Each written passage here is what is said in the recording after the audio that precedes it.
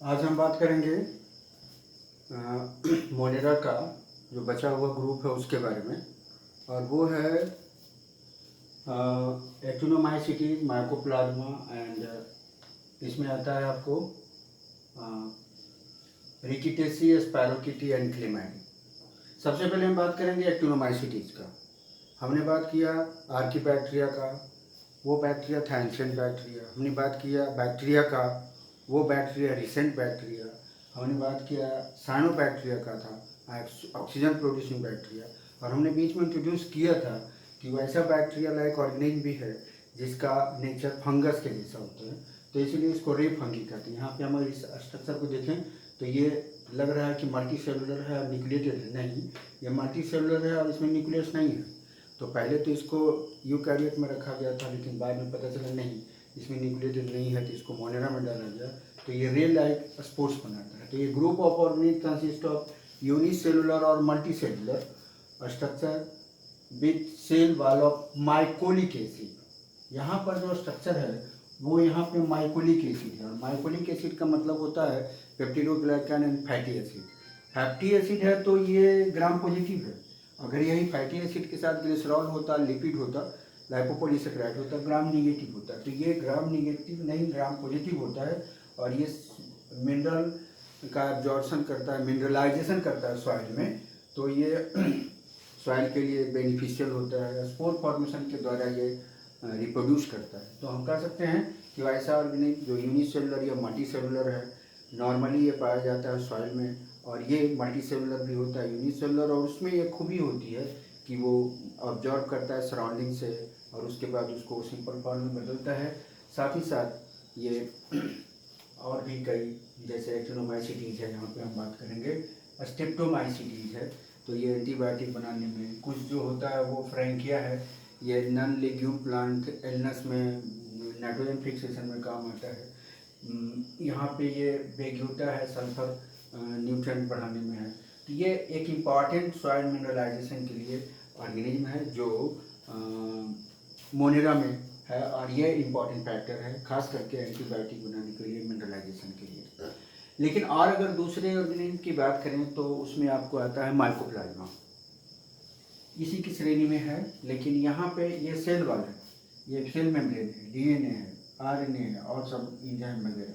But यहाँ की बात करेंगे, ये वाला जो स्ट्रक्चर देख रहे हैं, इसमें 3 लेयर बना हुआ है, 1 2 3, और ये तीनों सेल मेम्ब्रेन, इसको हम सेल वाल नहीं कहेंगे। और यहाँ पे क्या होता है कि एसिटाइल ग्लूकोसामाइन, हम जानते हैं पेप्टिडोग्लाइकन का जो कंपोनेंट होता है वो होता है नाम एंड नाग। यहाँ पर जो ये है एन एसिटाइल ग्लूकोसामाइन यानी नाग, ये सेल वाल का कंपोनेंट है। इसीलिए इसको प्लांट किंगडम में पहले कहा जाता था joker among plant kingdom. Cell membrane होता है, अपना शेप चेंज करता है, और चूँकि इसमें प्लांट सेल का सेल वाल का कंपोनेंट होता है एन एसिटाइल ग्लूकोसामाइन, इसलिए इसको कहते हैं प्लांट। और चूँकि ये अपना शेप बदलता है, पैरासाइटिक होता है। इसका हम डिफिनीशन देते हैं, smallest non aerobic prokaryote with extended DNA and other content found in parasitic form. मतलब इसमें बहुत सारा सब कुछ पाया जाता है। इसका स्पेसिफिक फीचर क्या है, ये एक्सटेंडेड डीएनए, रिप्लिकेटिंग डिस्क, इसमें पाया जाएगा एंजाइम वगैरह। ये खुद ब खुद मेटाबॉलिक शो करने के लिए, मेटाबॉलिज्म शो करने के लिए पैरासाइटिक फॉर्म में रहता है। मतलब ये न्यूट्रिएंट के लिए दूसरे पे डिपेंड करता है, इसीलिए ये पैरासाइटिक है। और ये स्मॉलेस्ट होता है 0.1 माइक्रोन से 0.15, कोई 0.3 माइक्रोन एनसीईआरटी के हिसाब से। तो ये जो ऑर्गेनिज्म है इसमें आपको माइकोप्लाज्मा जो है ये डिजीज पैदा करता है, प्लांट में भी एनिमल में भी। यहाँ पे हम अगर बात करेंगे तो देखिए, एनिमल में कैटल निमोनिया पैदा करता है, और प्लांट में ये पोटैटो ब्रिंजल में डिजीज पैदा करता है। यहाँ पे हमने बात किया था, ये जैसे स्ट्रेप्टोमाइसिस है, ये एंटीबायोटिक बनाने में, ये फ्रैंकिया है, ये नाइट्रोजन फिक्सेशन में, और ये Mycobacterium tuberculosis and Mycobacterium leprae, इन सभी का वर्णन हम अगले क्लास में करेंगे इकोनॉमिक इंपॉर्टेंस ऑफ मोनेरा में। बट यहाँ पे आप जान लीजिए, माइको मीन्स होता है फंगस लाइक बैक्टीरिया, मतलब ये डिजीज पैदा करता है। जैसे टीबी बैक्टीरिया के द्वारा होता है, बट ये बैक्टीरिया वास्तव में नहीं है, यह है फंगस लाइक बैक्टीरिया, यानी शरीर के अंदर जाता है और होस्ट से वो लेता है। तो उसमें भी हमने आपको बताया था ऑब्लिगेट एंड फैकल्टेटिव।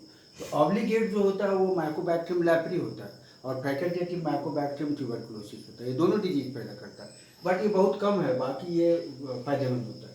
इसके अलावा हम अदर मोनेरा की बात करेंगे तो यहाँ पे कनेक्टिंग लिंक के रूप में वायरस एंड बैक्टीरिया के रूप में पाया जाता, और वो होता है रिकीटेसी, क्लेमाइडी, स्पाइरोकीटी। रिकीटेसी जो होता है वो टाइफस डिजीज का कहलाता है, क्लेमाइडी आई इन्फ्लेमेशन के लिए होता है, और स्पाइरोकीटी जैसे कि आपको सिफिलिस के लिए ट्रेपोनिमा प्लेगियम है। तो ये जो ऑर्गेनिज्म है जो कि वायरस की तरह पड़ा रहता है, जैसे ये नॉन लिविंग है, लेकिन जैसे ही साइटोप्लाज्म में गया उसको न्यूट्रिशन मिला, वो एक्टिव हो गया, तो ये होता तो साइटोप्लाज्मिक है बट वायरस की तरह होता है, और जब तक होस्ट नहीं मिलेगा ये मल्टीप्लाई नहीं करेगा। ये कुछ हद तक तो मेटाबॉलिक प्रोसेस करता है बट ये बिल्कुल नहीं करता। तो इसको हम कहेंगे that type of organism which is fungus like. Mycoplasma, myco means fungus like, इसका फीडिंग नेचर, और animal like body due to presence of cell membrane, and these three organisms are connected between virus and bacteria. तो आज हम लोग पूरा जितना भी Monera का पार्ट था सबको हम लोग खत्म किए। अगले क्लास में हम सभी के बारे में दोहराएंगे, इकोनॉमिक इम्पोर्टेंस के बारे में हम बात करेंगे।